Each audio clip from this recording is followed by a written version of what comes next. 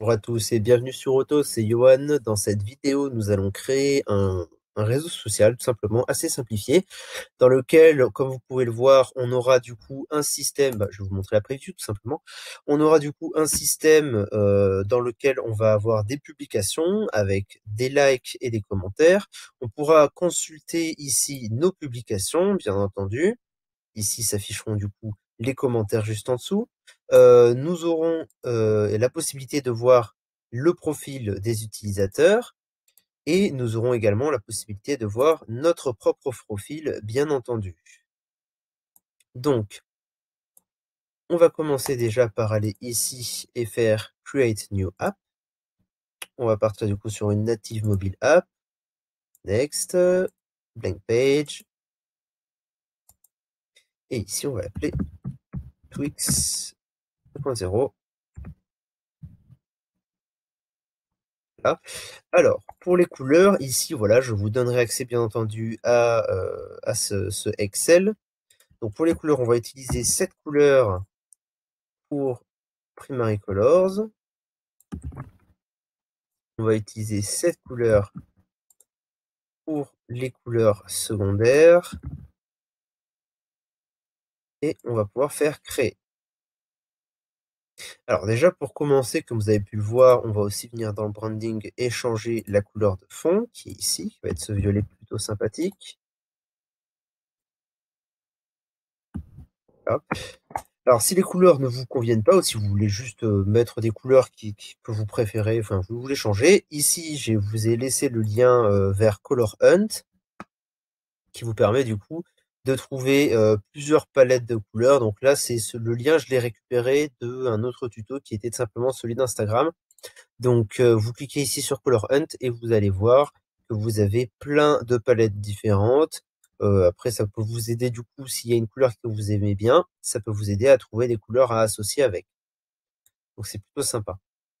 Donc, revenons là-dessus. Donc, pour commencer, déjà, ce qu'on va faire ici, c'est qu'on va on va cliquer ici sur notre page Home, un peu de design, et on va aller dans Edit Style pour changer le status bar. En fait, c'est le texte que nous avons juste ici au-dessus. On va le passer plutôt en noir. Ici, ce texte Home, on va également le passer en noir. Alors ça, à barre, je pense. Voilà. On va le passer en noir aussi. Là, déjà, c'est un peu mieux. Ensuite, on va se décaler. Ici, on va changer la couleur du bouton. Edit Style.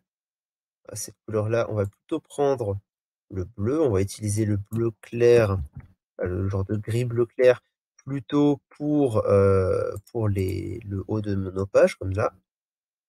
Sur notre page Home. Donc ici, on va dans Submit Button, Edit Style, et on va changer sa couleur pour mettre ce bleu comme ça. On va laisser le texte en blanc, bien entendu, ça se voit bien comme ça. Hop, voilà. Ici, le texte, on va également le passer en blanc.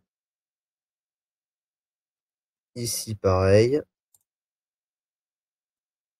Et ici, pareil. Voilà. Parfait. Donc, maintenant qu'on en est là, on va pouvoir commencer à regarder un peu notre base de données. Donc, notre base de données, comme d'habitude, Bubble nous fournit directement la base de données utilisateur avec email, password, username et full name.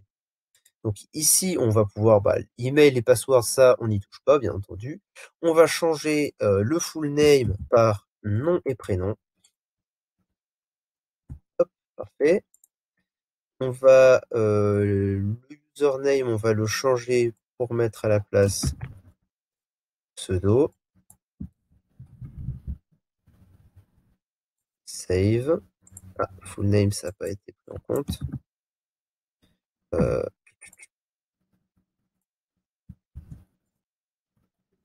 C'est bien cliquer sur save, sinon ça marche. Enfin, c'est pas que ça marche pas, mais ça va pas être enregistré. Image, on va appeler ça du coup la photo de profil.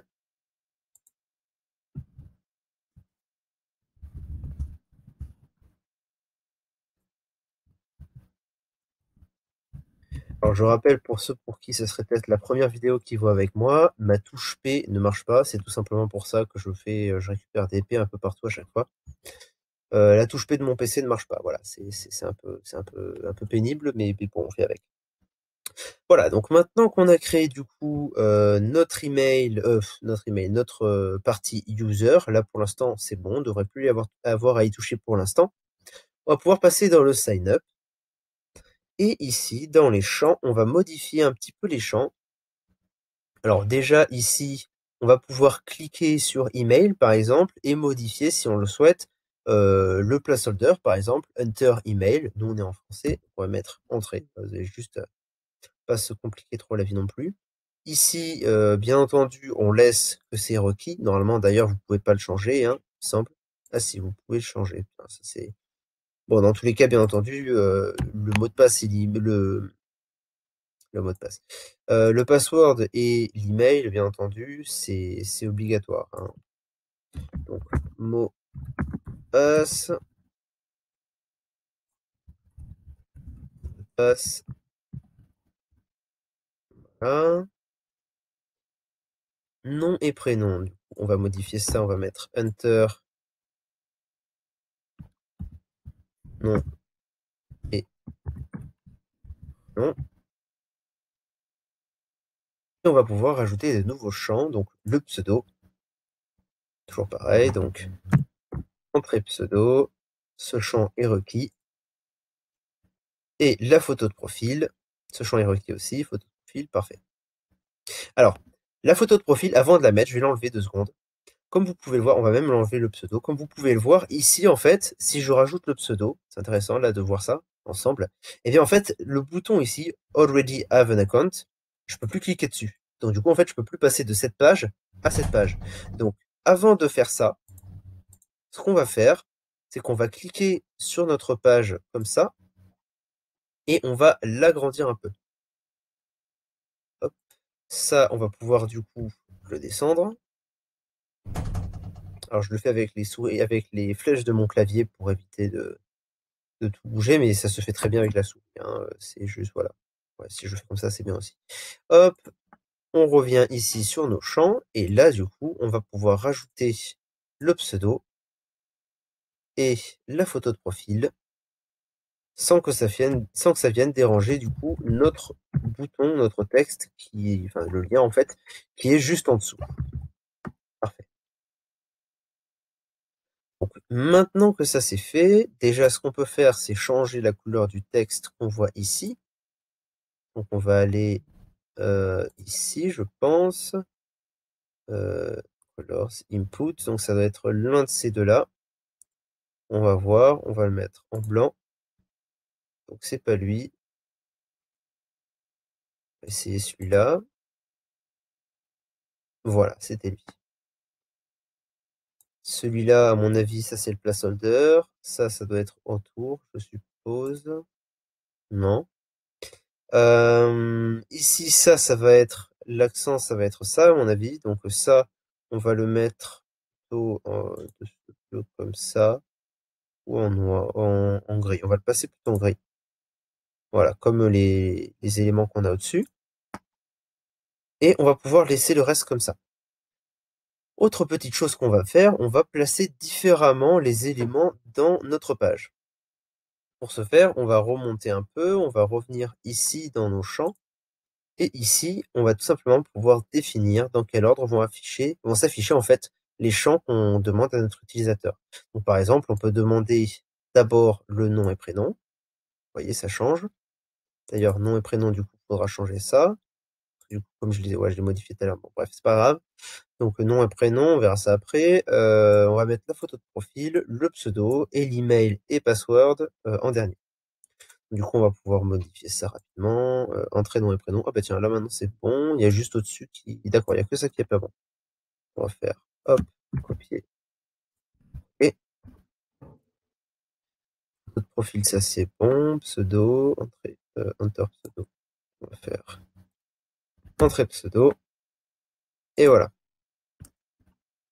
Donc une fois que ça c'est fait, on va pouvoir passer du coup sur cette page. On va rapidement faire la même chose, c'est-à-dire que On va pas rajouter de champ, bien entendu. Par contre, on va changer la couleur. Donc ici, le placeholder, on n'y touche pas. Ici, on se passe ça en blanc. On va aussi passer en blanc cet élément-là. Hop, ça peut pas.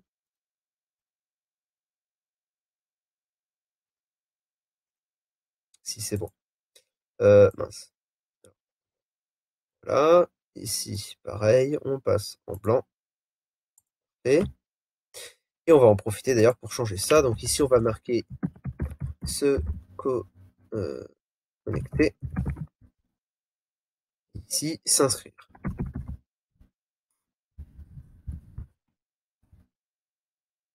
Et ici, on va appeler ça plutôt, donc, vous avez déjà un compte. Oui, ça, du coup, forcément, des fois, c'est un peu pénible. Hop. Vous avez déjà un compte. Ici, mot de passe oublié.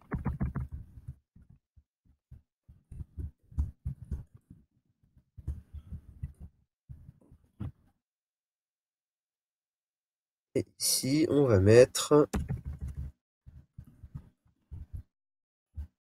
s'inscrire. Voilà. Donc maintenant qu'on a terminé cette page, on va pouvoir du coup commencer à regarder la suite, c'est-à-dire notre page Home. Et cette page Home, bah, ce qu'on va faire en fait, c'est afficher dessus les publications. Donc avant de se faire, on va créer notre nouvelle base de données qui va être les publications.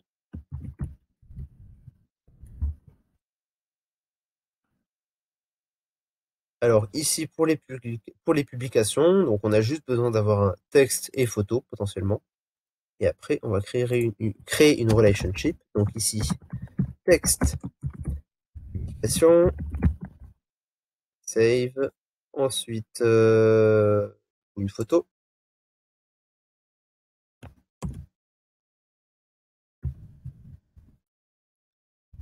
Photo, publication. Et on va terminer avec une relationship. Donc, une relationship avec user, tout simplement parce que une publication va être liée à son utilisateur. Et du coup, un utilisateur peut avoir de multiples publications et une publication ne peut avoir qu'un seul utilisateur. Jusque-là, c'est très simple.